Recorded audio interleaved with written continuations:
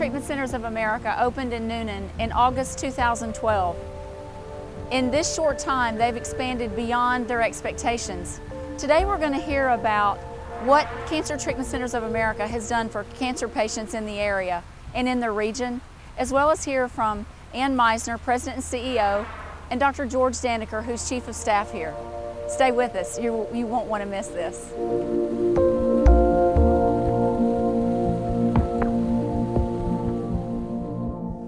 I have the pleasure today to have as my guest Ann Meisner, President and CEO of the Cancer Treatment Centers of America in Newnan. Thank you, Ann. You were a former nurse, and then you got into the administrative side, and you've been with CTCA for over 20 years, is that right? A long time. So how did you get involved in all this?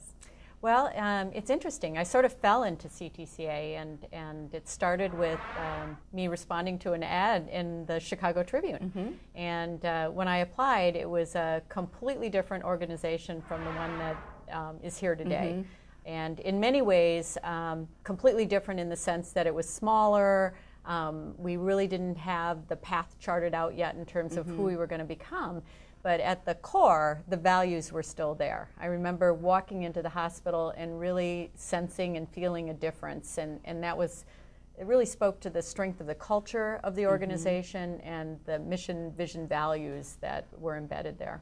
And at that time, there was only the one hospital, and now with Newnan, there are now 5 across the nation. That's correct. Newnan is the newest hospital. Gosh. You know, you talk about the culture, and it was very obvious to me and my team as we walked through the hospital. Every stakeholder here, every employee, all the patients, when you walk in, it is a different culture. There is a love and acceptance and a friendship that I've never seen in a healthcare facility anywhere I've ever been. What causes that? What do you do to keep that atmosphere growing and alive? Yeah, it's very important to us. In fact, when we opened the hospital in Newnan, you know, and actually with all of the hospitals that we've opened, we made a commitment to start every new hospital with 30% of the workforce coming from existing hospitals, to sort of seat that culture, to bring that into the doors. Although I have to say, coming into Newnan, that was not a hard thing to transmit. It's always good to hear. Yeah, it's been really amazing. You know, we're also very conscious about hiring, about making sure that we communicate who we are to prospective candidates, and that there's alignment in terms of our values and their values. Sure, and what they want to do. Yeah. One of the things I know that you were very instrumental in implementing was the patient-empowered care. What exactly is that, and what does it mean to CTCA? Yes, that's core to what we do here. It really is about centering all of our activities around the patient and their family members. And what that means for us is that all of the services that they receive are under one roof. So it is our expectation that patients will come here and be able to get all of their treatment needs met here within the walls of this hospital. It also means that the patients have access to a variety of different professionals that work together as a team, and that we make that easy for them to navigate. So instead of the patient having to go out and figure out who do I see next, how do I get there, making appointments. How many days do I have to wait? Exactly. It's all right here. It's all right here, and all of those professionals come to the patient. And the way that gets expressed is in the actual clinic visit, where they'll come in and see their physician in an ordinary situation, and that's the same here.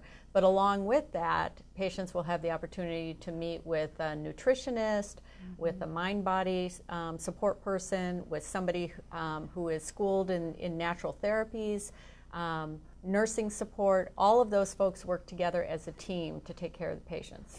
They also, from what I understand, meet regularly about their patients so that they can share with each other about that patient so that they can have interactive collaboration on what to do next in a lot of cases, correct? Exactly. And that's, I think, one of the major frustrations people have about healthcare today is that lack of communication and that lack of coordination. And we've answered that or responded to that by setting up a structure where the folks who are responsible for the care actually work together as a team and actually set up time where they discuss, you know, the patients coming in. So they do that first thing in the morning before they see any of the patients, and then they see that after each patient that they see. so that those handoffs are very seamless and that there's great coordination. Everybody knows what they're doing and what their role is and how they're going to help support this treatment plan in the patient. What also I found was very intriguing was walking down the hall that a doctor would come by and see one of his patients and hug them and say, how are you feeling today? How are you doing? And words can't express what that means to a patient and their caregivers. Yeah. And that's, you know, it's almost unfortunate that we don't see that everywhere. Because that's in my mind, that's really what healthcare should be about. Absolutely. I heard this story once from a patient. We talk to them all the time about their experiences here. And she commented just exactly on what you said, that she was walking down the hall with her mother on the way to the dining room and ran into one of her doctors who actually stopped, remembered the mother's name. Oh my goodness. You know, gave her a hug, and she said, in my last organization, you know, they didn't even make eye contact with me, let alone stop in the hall and remember my mother's name and all of those things. So, so important. Well, also very important for CTCA here in Newnan is the economic impact. When it first opened, we talked about the 3 5s. It was going to take 5 years to have 500 employees and $500 million of revenue or economic impact. Correct? That is correct. But where are we now on that scale? Yes, it's actually exciting. And I was looking at some of the statistics very recently. We were getting ready for a board meeting, and we are now, we started with 178 employees to give you some sense of scale. And just 8 months into operation, we're up to over 400 employees now. Oh my goodness. So that 5-year window has definitely collapsed. It's been less than a year. Yes. Yeah, and I'm sure that the economic impact will follow just with the volume of patients that we're seeing. We've had over 600 patients treat so far with us. We're projecting next year to more than double that. So it's going to be a very, very fast, very exciting story to follow. Well, and then as the hospital is actually architecturally set up, one end of the hospital is for the outpatient, and then one end is actually for the inpatient, correct? Correct. Well, yes, the hospital is divided up into different sections to serve different patient needs, and our inpatient level is actually on a floor above our outpatient. It's you know, we have 25 beds currently for inpatient use. But we're on a track again where, and I can't believe that this is already happening, but we're at a point right now where we're looking at expanding our facility to meet the needs of, you know, double patient population, adding new stakeholders, all of the support structure that needs to go along with that. And so going into next year, starting in July, we expect to expand both our clinic, outpatient space, add an additional floor to our inpatient unit, so that'll be an additional 25 beds, add OR space, add imaging support space, add radiation space. Oh my gosh. So yes, it's very fast moving. Well, and one of the other things that a lot of our viewers may not know is that in addition to day-to-day servicing the patients and helping them physically and mentally, you also have an organization here called the Southeastern Assistance in Healthcare, which actually helps patients with things outside of what's medically needed, like child care, pet care, rent, utilities, those types of things. Most recently, you had your first event to raise money, of which I believe you raised over $20,000 for Dragging for Dollars. I think we're actually over $30,000. Oh, that's awesome! Yeah, it was incredible, and the community support and reception that we received, and to boot, a very fun event. It was so fun, and I think it will get better and better every year because everyone really put their all into it, and it was a very fun evening for everyone who attended, and so that money will be well spent on the patients here that need financial help in other ways. Yes, and we see that we're already seeing that. One of the unfortunate consequences of a cancer diagnosis is that it affects every aspect of your life. You know, when you think about having to go through an illness and treatment and the time that it takes, oftentimes people have to stop working for a period of time. Oh, sure. So there are a lot of consequences attached to that. So this organization truly fills an incredible need. So we're very blessed to have them. It's a great volunteer force, and we're very also fortunate to be part of a community that's so giving. Well, we could talk for hours and hours, but thank you for taking this time out of your day to give us an overview of what CTCA is and what it's about. And Newnan and the Coweta County area are so pleased to have you here in many ways. So we are anxious to see the additional growth and what you do to continue to serve patients here. Well, thank you. We feel fortunate to be part of this wonderful community. Thank you.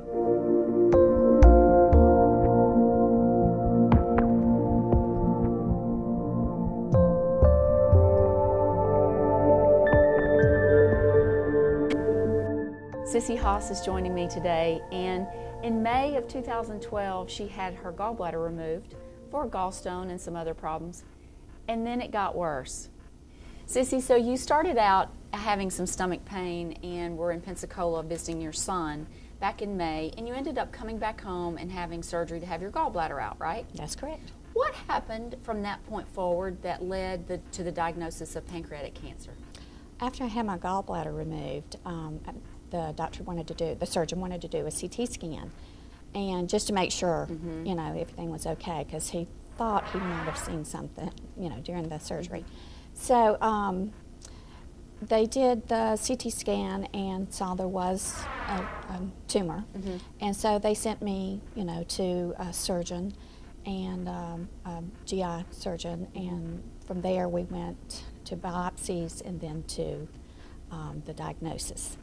And that took several weeks. Yeah. You saw several doctors at another facility in the Atlanta metro area, but it never really felt warm. And you tell me how you felt during that entire process. When I got the diagnosis from this facility, it was a shock, of course, and I just never felt the connection with my oncologist, which I think now I know is it's critical, very important, and the trust and just the connection with them. And it was I did my first 4 rounds of chemo there, and it was just very cold, calculated. You never saw the same person twice. Nobody knew your name. So you just came and went and were like a number? Exactly. There was. I felt like I had a number stamped on my head, and they just put me through the cattle, like cattle almost, Right. But like I said, the first 4 rounds were just a very aggressive chemo. It was part of a clinical trial, which I was not able to finish because it was just about took my life. The first 4 rounds of chemo. Goodness. So. And then, but because of that interaction with the other facility, you didn't feel like you were really getting what you needed to heal you. And with CTCA right here in our back door, did you just call and make an appointment and come see them? How'd that come about? Well, actually, the center was not open when I was diagnosed. So we were just, we were sent to a certain doctor from these doctors that had done the biopsies and stuff. So we just... we knew the place was here, of course, in our back door, and so my husband, is being the researcher he is, researched some of the oncologists here and said, we need to make a move, because we were not getting calls back. I was very sick at that point, and we were not getting calls back from our doctor at the other facility, and we knew we had to make a move, because I was not thriving at all. Right. Yeah.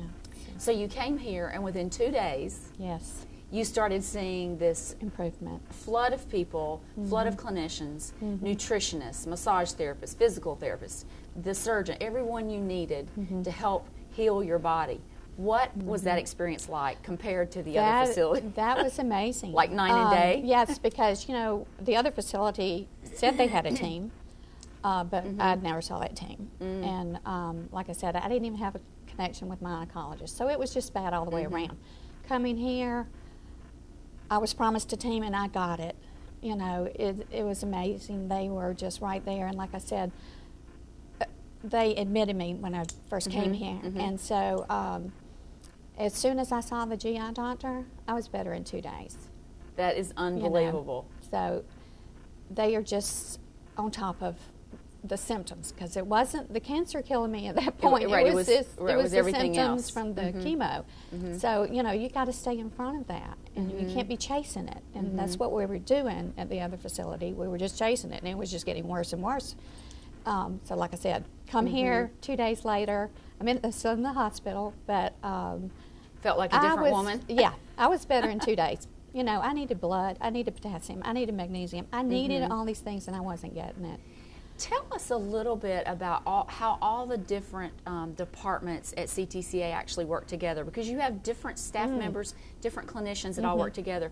Tell us just at a high level how all that works. They meet, from what I understand, they meet every morning and talk about, you know, each patient, you know, and I have seen the proof of that. I would go to my radiation oncologist and say, well, and he would say, well, I know you're doing, you know, you're having problems with this or whatever. And I hadn't told him, you know, so they talk amongst them. Boy, that's a different concept, isn't it, yes, from the other facility? Yeah, oh, absolutely. Wow.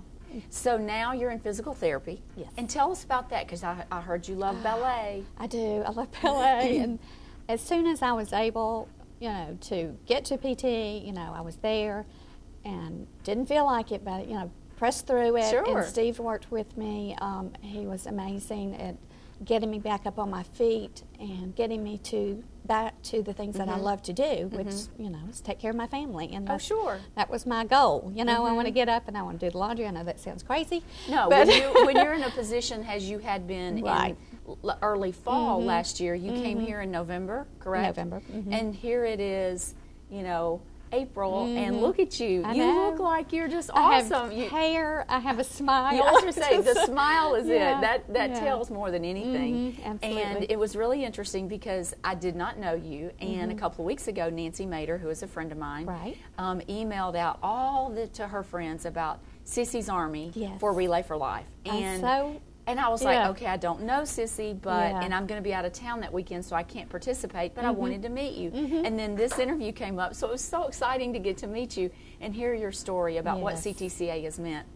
You know, the patient-empowered care is the model used here, where they take everything from mind and body, and it's like puzzle pieces. You can't just heal someone by taking out the tumor. No. You've got to have every other component that wraps your entire body and mind around it. Because as we've always heard from our mothers telling us, mind over matter. Yes. But you have to put all those things together. You do. And it sounds like CTCA's got that pretty much, they know, have working. got the package, and it's just up to the patient to wrap it and put a bow on it and move on. But what a miracle, because you look amazing. You're feeling good. Yes. Now, as we talked earlier, you always will have to keep up with your health and take care of yourself. But based on what the previous doctors had told you at the other facility, you probably wouldn't have been sitting here talking with me today with a smile, right? They were, I was not supposed to be here. So your quality of life has turned around dramatically. Oh, yes, absolutely. And, you know, I do want to mention that Dr. Randolph, he always has a plan. You know, and when I came here the day of, he came to the hospital room and put his arms around me. I mean, you know, just that personal touch that means huge. So much. Sometimes you just need a hug. Absolutely, a hug is just worth a million. And from that point on, he had a plan. We worked through it. We did the chemo. We did the radiation, and you know. When I started radiation, I had an appointment with him. I said, "Okay, what's I'm going to do this now. What's next? I need to know, you know." And so he said, "Hopefully nothing." Oh, so hopeful. This place is just so full of hope and good attitudes, and it's just the people in the walls here that make that happen. And it's right in our backyard. And it's oh my goodness, you know, coming from Atlanta, you know, after treatment, I literally wanted to jump out of the car sometimes. I'm sure. After 8 hours of chemo, you do not want an hour ride home.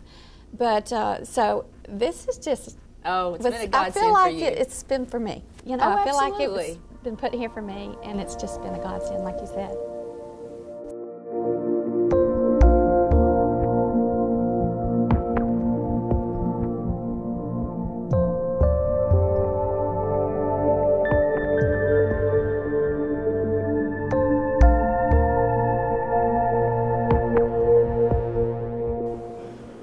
We're on the bridge at CTCA Newnan, and that is very symbolic of the new life that these patients have when they walk out of here. Joining us today is Heather Holladay. Heather, thank you for being with us to share your experience.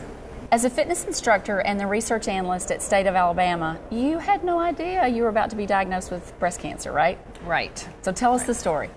Back in September, I went in and found out I had stage 4 breast cancer.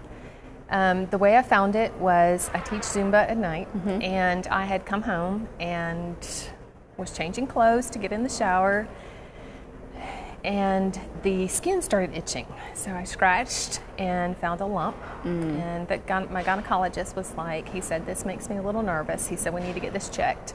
So I went into the cancer center back home, and they were confirming that it was cancer. So I decided, called my mother-in-law after the appointment, and I said, I want to come there. Can you get me in over there? Because CTCA is where your mother-in-law works. Yes.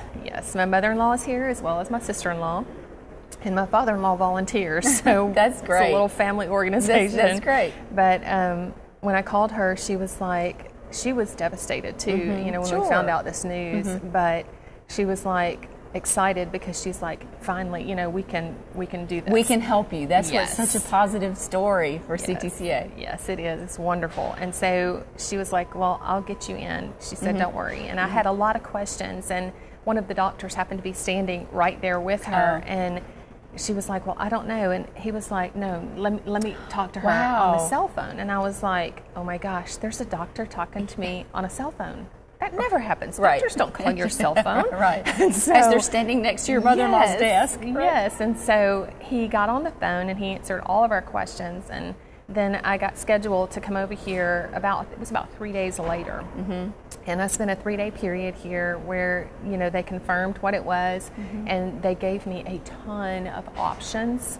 And they assigned me a little team of doctors. So I had an oncologist, a surgical oncologist, a nutritionalist, a naturopath, my radiologist, a plastic surgeon. Wow. But what was nice was the fact that I got to see the same people all the time. And, when you get that news, it is devastating. I can only imagine. It was just a stunner. I don't have time for cancer. Right. I'm sorry. That's right. I work during the day as a research analyst, and then at night, I'm a fitness instructor. And oh, by the way, you have a family with 2 children. Yes. I have a husband and 2 children, and I also am in school for my master's. Oh, wow. And so you don't have time. I don't have time for cancer. So, when I got that news, it was just like, all I could think was, oh my goodness, my life is going to have to stop. What is this? And so, it was to the point of I almost passed out when they gave me the news. But once I got here, it was like a total different atmosphere. It was better. It was hope. I could see my life was not going to have to stop. My doctor actually encouraged me to continue.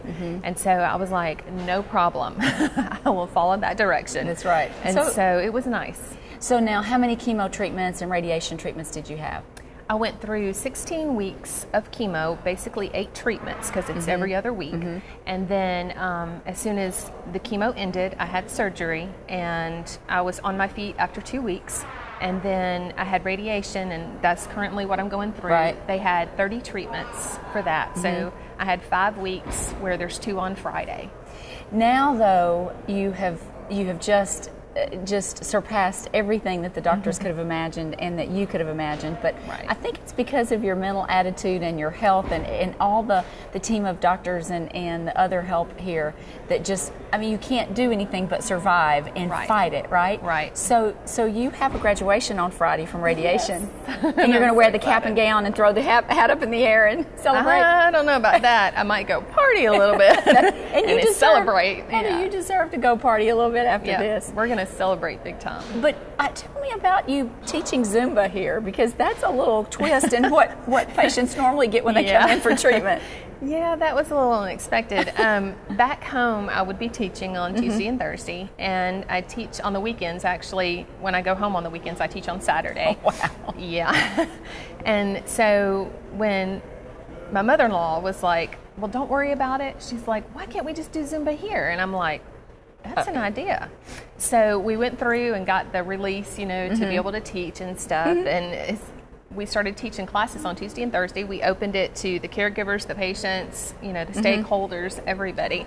And ended up with a class of about 20 to 30 people. Wow. So it was great. I mean, and just I to hear keep going. that you are the queen of the class, that everyone has to strive to keep up with you. That's awesome. Apparently, they look at me and go, okay, if she's going through radiation, do this, I can do this. That's right. And so that would be me. happened. I'd be going, gasping for breath. Well, so the state of Alabama has been awesome for you, though, from a work perspective, because you have your laptop and you actually are able to work as an outpatient here in the hotel part of the hospital. Yes. That's what's so neat about CTCA. You couldn't do that in any other facility, I don't think, so that you don't have to miss work. You miss your family, but it was spring break last week, so you got to have your family here with you, right?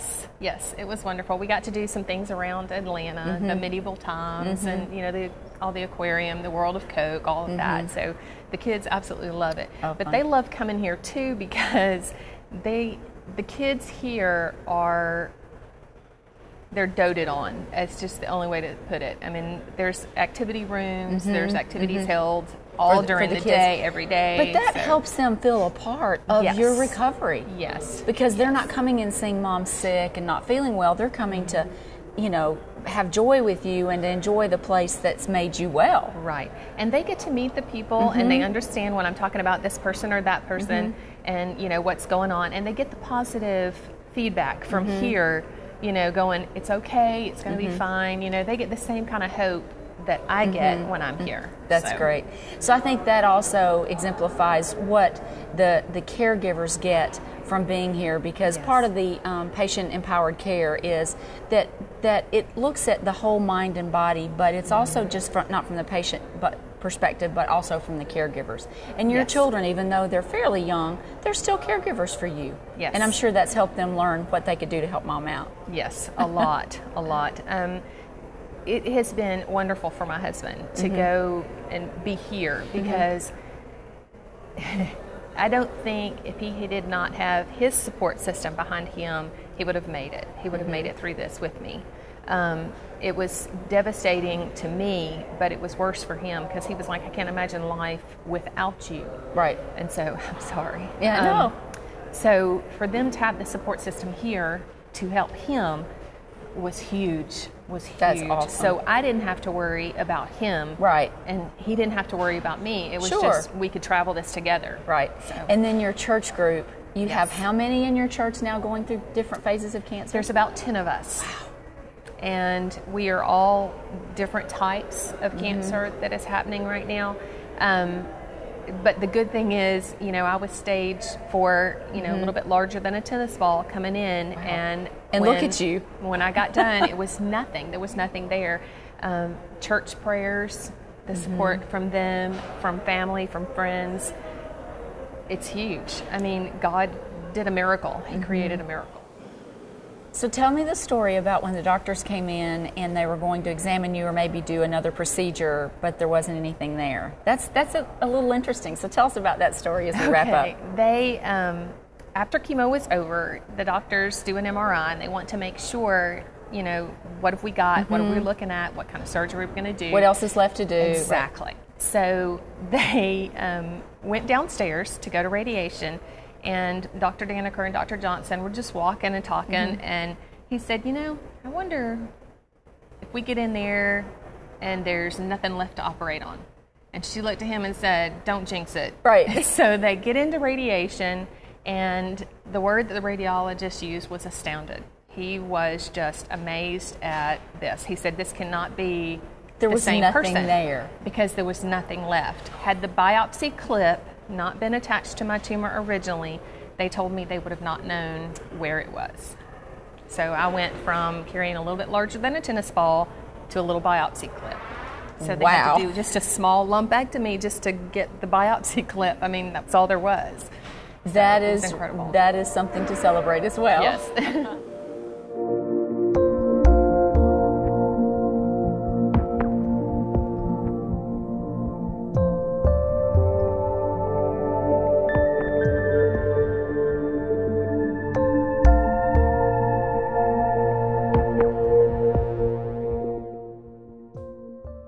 Dr. George Daniker is the Chief of Staff and the Chief of Surgery and Surgical Oncologist, talking with us today at CTCA. Dr. Daniker, you've had 30 years of experience in surgery. What brought you to CTCA? Part of my background is I spent about half my career in academic medicine and half in private practice. So I had the opportunity to really see the best and actually some of the weaknesses in both.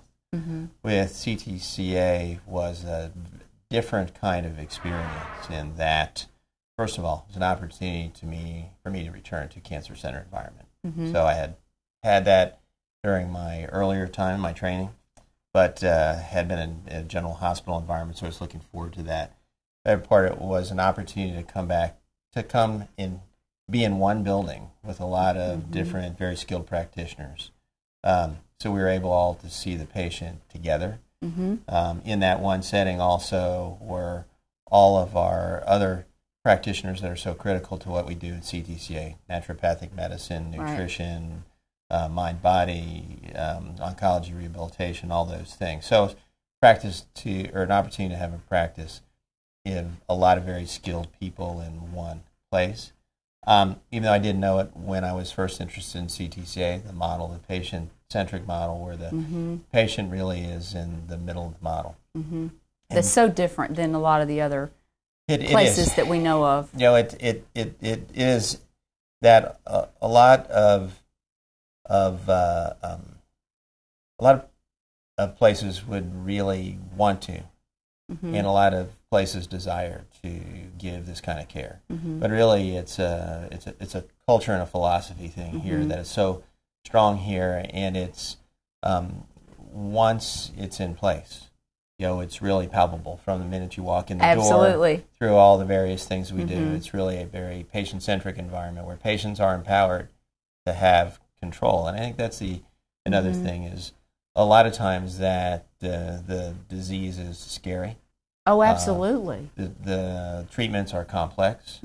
A lot of the discussion seems like it's in Latin. And so it seems that the cancer is really a contest played out between the cancer and the treating team with the patient as the playing field.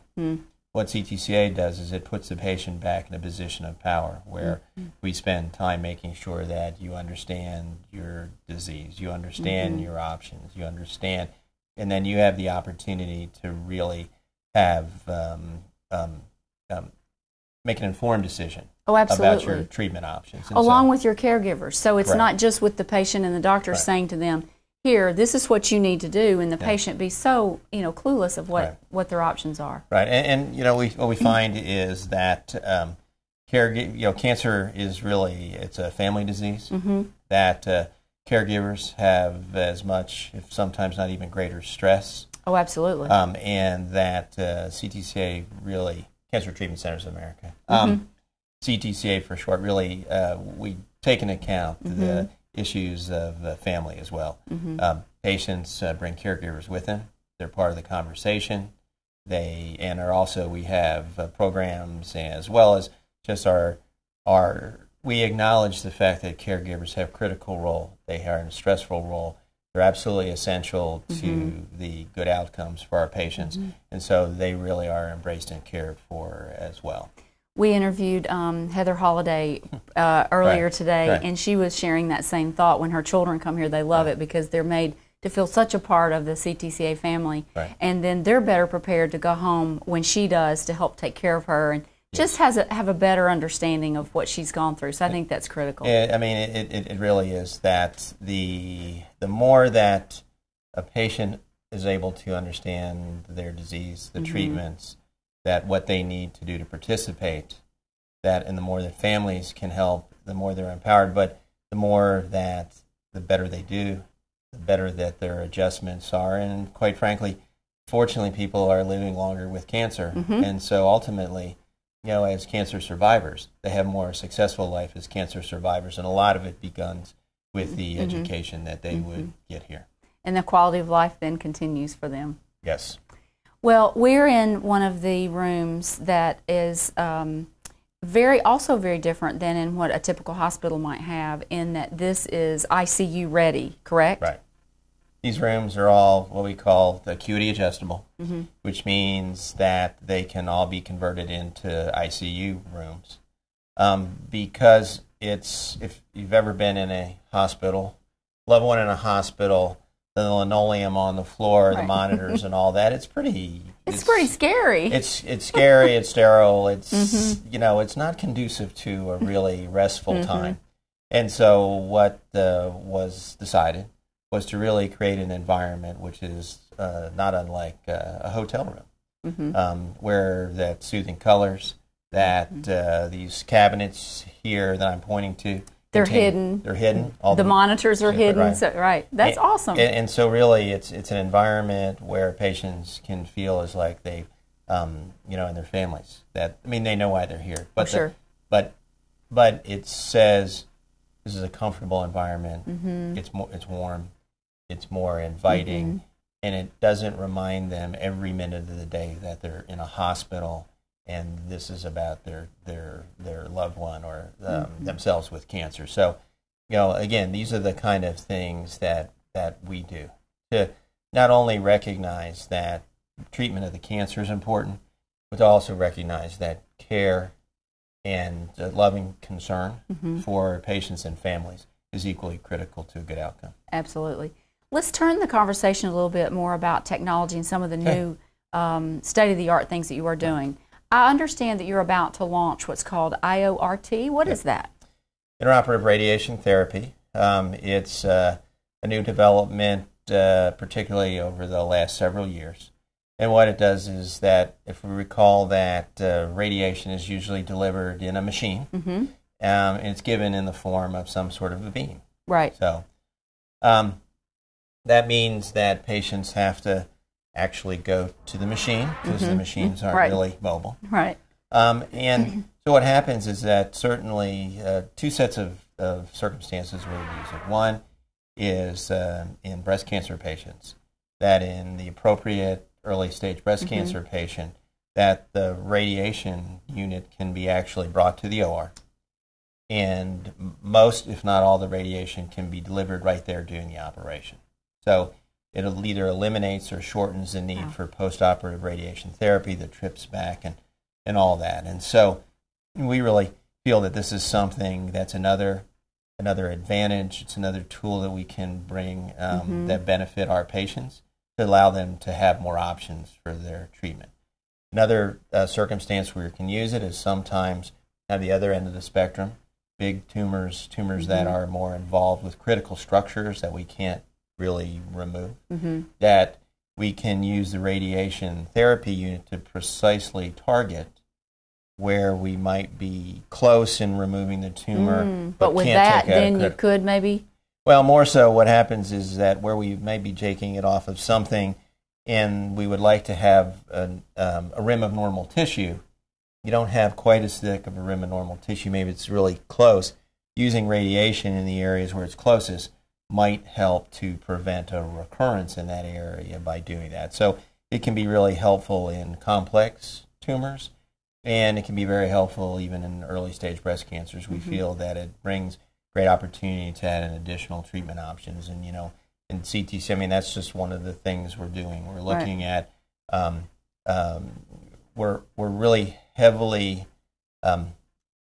into a program looking at personalized medicine using the new promises of all the omics, the genomics and all that, in order to help get a better idea into each individual's tumor and to be able to use the information from the tumor, particularly from their DNA, the genetic material, to give us ideas how we may be able to better target and kill the tumor.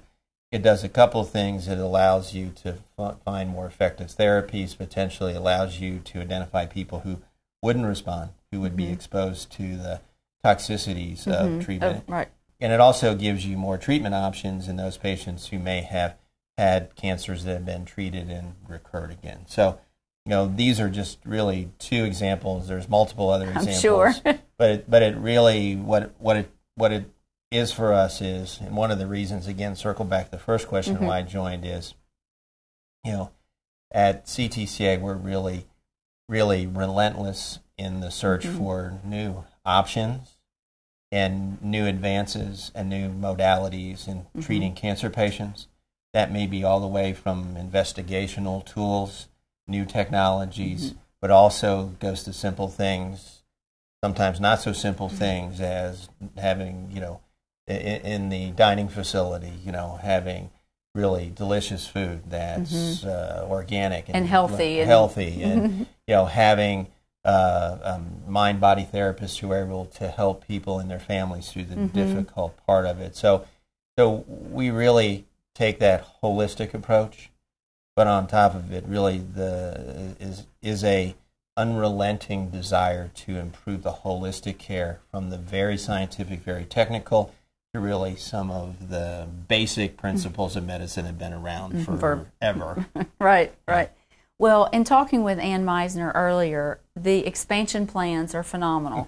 Quite quickly after opening, now in less than a year, you are bulging at the seams, so to speak, and within probably a few months, you'll start to break ground on even more expansion. That's got to be exciting for you and your staff as well. That's pretty that is pretty exciting. Again, I think that many of us felt that this would be very popular, and that this would really serve as a great opportunity for people throughout the region to have access to advanced treatments and holistic treatments.